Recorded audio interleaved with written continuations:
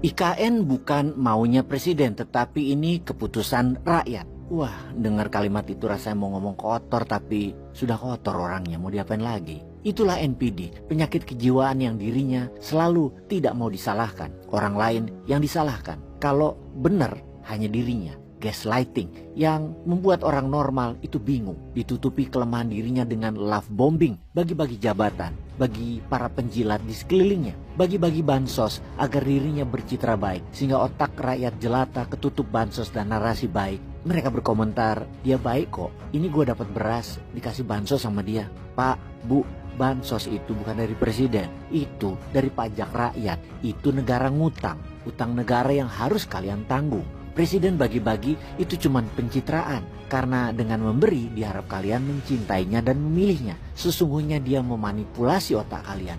Ini ibarat cerita rakyat. Ada rakyat lapar menghadap raja. Raja bilang, kalian menghadap ke belakang sana. Kemudian rakyat itu dipotong telinganya, digoreng itu telinganya. Lalu raja memberikan makan kuping goreng itu ke rakyat yang menghadap belakang tadi. Dan apa komen rakyat tadi? Mereka bilang, wah raja baik banget ya, kita dibantu, kita dikasih makan. Padahal itu hartanya rakyat itu sendiri. Nah seperti itu memang raja narsistik.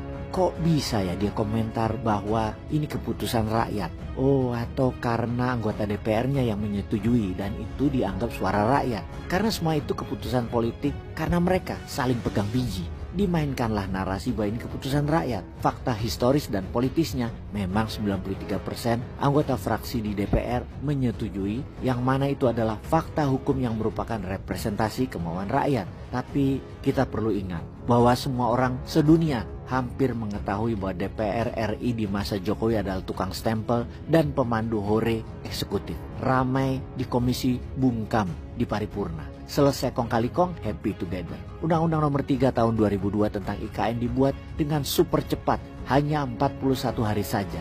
Ada kesan kejar tayang agar IKN segera memiliki sandaran hukum, meski perpindahan itu sendiri digantungkan pada terbitnya Kepres. Kebut-kebutan ini yang menyebabkan status ibu kota Jakarta cepat dicabut dengan mengubah daerah khusus ibu kota DKI Jakarta menjadi daerah khusus Jakarta. Ini kalau kita tanya kepada pejabat DPR yang kita maki-maki mereka itu karena untuk pertama kali dalam sejarah Indonesia, gara-gara kalian dan presiden kalian itu, Indonesia tidak punya ibu kota. Kampret emang kalian. Undang-Undang nomor 2 tahun 2004 tentang daerah khusus Jakarta buru-buru diketok agar Jokowi leluasa menandatangani Kepres tanpa perdebatan hukum.